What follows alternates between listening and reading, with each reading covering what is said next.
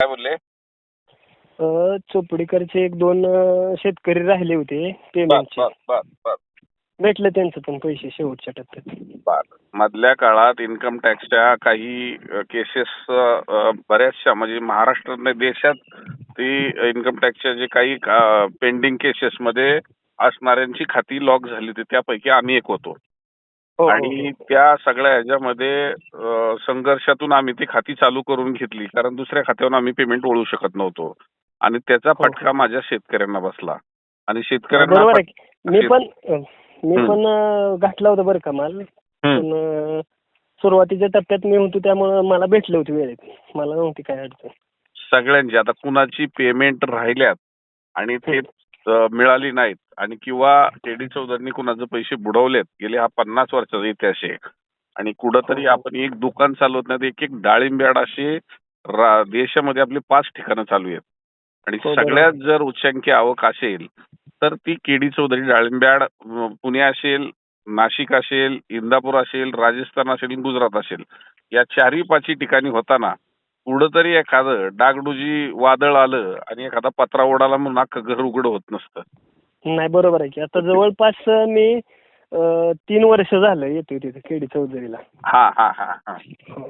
नाही, अजून तरी मला तरी काय नाही प्रॉब्लेम आला. आणि येणार पण नाही. कुठंतरी एखादी गोष्ट आहे का, चांगलं पसरायला वेळ लागतो, पण एखादी हो चुकीची घटना घडायला आपलं गोष्ट पसरायला वेळ लागत नाही.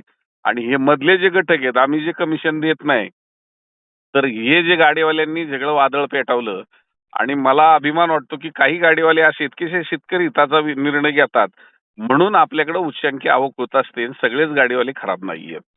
आणि नाही, आता ह्या बरोबर आहे की. परिस्थितीमध्ये तुमची सगळी पेमेंट क्लिअर झालेली आहे. तर आज मी मुलाखत प्रसारित केलेली आहे.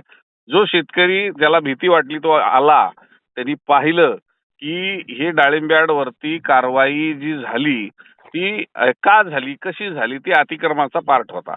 आता तो हो हो सगळ्यांच्याच आमच्या अख्खी डाळिंब्याड उद्ध्वस्त झाली इथली ही कामं. त्यामुळे हे डाळिंब्याड तुमचा प्रश्न होता की आता चालू झालीत का, आता चालू झाली, तर पेमेंट सुद्धा ताबडतोब म्हणजे तुम्हाला 2-3 दिवसाच्या आतमध्ये खात्यावरती पेमेंट यायला चालू झाली, किंवा आजच्या आज सुद्धा ही पेमेंटची व्यवस्था केली. आणि आज मी स्वतः जातीनं पुण्याला थांबल्यामुळं मला हे सगळं लक्षात आलं की हे वादळ किती पिटून मध्यस्थांनी, की ज्यांना त्याच्यामध्ये काही देणं घेणं नाही अशा लोकांनी वादळ तयार केलं होतं. तर ते आता हो वादळ नाही, बरोबर शमवायला आहे. वेळ लागणार नाही. आजच उच्चांकी आवक 4 दिवसात आपल्याकडे उच्चांकी आवक पुण्यात झाली. आणि हो हो मेन म्हणजे मी काय डोक्यावर माल विकत नाही, कारण हे 6 महिने महाराष्ट्रातला माल संपल्यानंतर राजस्थानमध्ये आपण जवळजवळ 9 एकरात मार्केट उभं केलंय. गुजरातमध्ये हो 4 बरोबर आहे एकरात की मार्केट उभं राजस्थान. केलंय. आणि ह्या लोकांना आपले पैसे ठेवून बागेमधून जाऊन माल खरेदी करायची सवय लागली होती. त्यांना आपण एक ठिकाणी आणून आज तोच ग्राहक वर्ग महाराष्ट्रात सुद्धा आपल्या कामाला येतोय. आणि म्हणून तुम्ही पंढरपूर त्या सांगोला भागातून माझ्यापर्यंत पोहोचताय.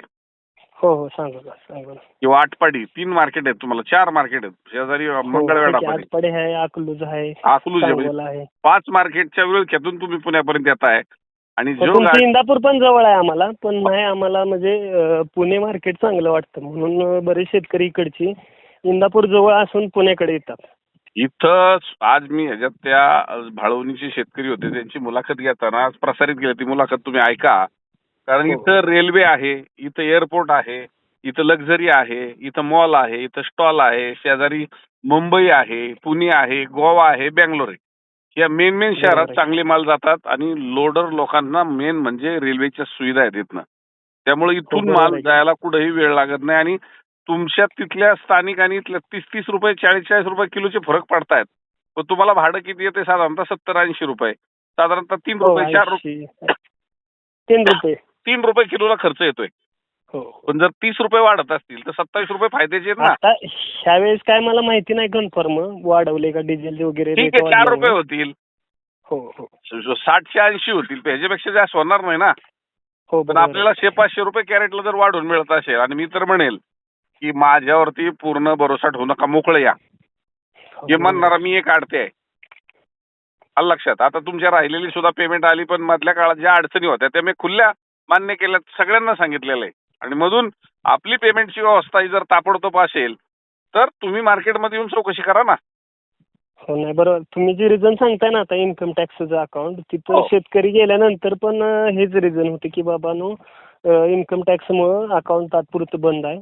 तुमचं पेमेंट भेटून जाईल. येस, त्यात काय बदल होणार नाही आणि मी जग जाहीर करून सांगणार आहे. 100%. आणि त्याचं तुम्हाला जे रिझल्ट आहे ते पाहायला सुद्धा मिळतील. शेवट हा भाग व्यवहाराचा आहे. आज एका दिवसाची ही मार्केट आपण चालवत नाही, 50 वर्ष ही फर्म झालेली आहे. आणि म्हणून आता तुम्हाला आज मार्केटमध्ये जे जे शेतकरी आले किंवा ज्या व्यापाऱ्यांनी आपल्याकडं माल खरेदी चालू केली आता ईद संपल्यानंतर, तर सर्वाधिक उच्चांकी आवक येऊन रेट पण चांगले मिळाले ना. हो, बरोबर आहे की. तर हे पाहण्यासाठी जरी आपण कुणावर विश्वास ठेवायचा नाही, माझ्यावर पण नाही ठेवायचा, डायरेक्ट मार्केटला यायचं, मोकळं यायचं. नाही, बरोबर आहे की. बाकी काय अजून शंका असेल तर विचारा मला. नाही, बाकी शंका नाही काय. हम्म. हम्म. चालेल फक्त ह्यावेळेस जरा वातावरण खराब, तेलकटला ह्यावेळेस भरपूर त्रास झाला लोकांना. हा. हम्म. केल्यामुळे जरा थोडीशी अडचण नक्कीच आहे, पण या वर्षी पैसे बनवायच्यात. मी सांगेल तसे लोकांनी माल काढत गेले, विरळत गेले, तर पुढच्या महिन्यात एकदम माल येणार आहेत. त्याच्या आत्ताच माल जरा वाढायला चालू केले तर रेट पण राहतील आणि आपले पैसे पण बनून जातील. हो, बरोबर आहे की. जास्त आवक पुढच्या महिन्यातच होईल. पुढच्या महिन्यात आवक जास्त होते, कारण सगळीकडे रिपोर्ट आहेत जुलैमध्ये. तर आज तुम्हाला जेवढं वाढता येईल तेवढं वाढा. रेट खूप चांगले. जानेवारीची ज्यांची इतरेल जानेवारीची आहेत ती पुढच्या महिन्यातच हार्वेस्टिंग होणार ना. हो. चालेल, तुम्ही माल काढा चालू करा. आणि काय वाटलं तर शेजारच्या मार्केटला जा, जागेवरचे अंदाज घ्या, मग पुण्याला या माझ्याकडे, ते बी मोकळं या. हो. हा, हो. इथला अभ्यास करा मग ठरवा आपल्याला माल जागेवर द्यायचा का शेजारच्या मार्केटला द्यायचा का पुण्याला द्यायचा. हो. चालेल, धन्यवाद.